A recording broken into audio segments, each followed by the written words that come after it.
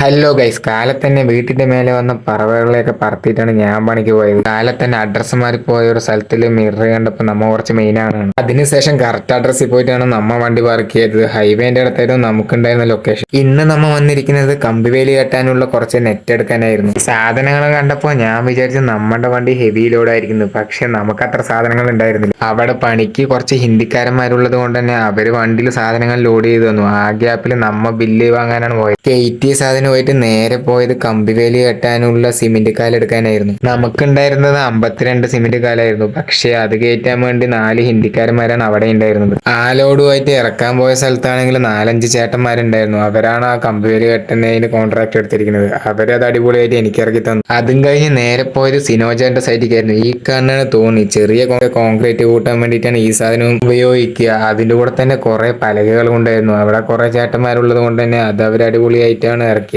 അത് കഴിഞ്ഞ് പോകുമ്പോഴേക്കും അബ്ദുവിന്റെ പറ്റില് ഓരോ നാരങ്ങ സോഡയാണ് ഞങ്ങൾ കുടിച്ചത്. അതിനുശേഷം നമ്മുടെ വണ്ടിയിൽ ടയർ മാറ്റാൻ വേണ്ടിയിട്ടാണ് ഞാനും അബ്ദുവും കൂടെ പോയത്. ബാക്ക് ടയർ ഭയങ്കര വീക്ക് ആയതുകൊണ്ട് തന്നെ പിന്നെ ഒന്നും നോക്കിയില്ല. അത് 2 പുതിയ ടയറാണ്ട് നമ്മ പടച്ചു. പഴയ ടയറിനെ തൂക്കി നമ്മ വണ്ടി കയറ്റിയതിന് ശേഷമാണ് നമ്മ വീട്ടിൽ പോയത്.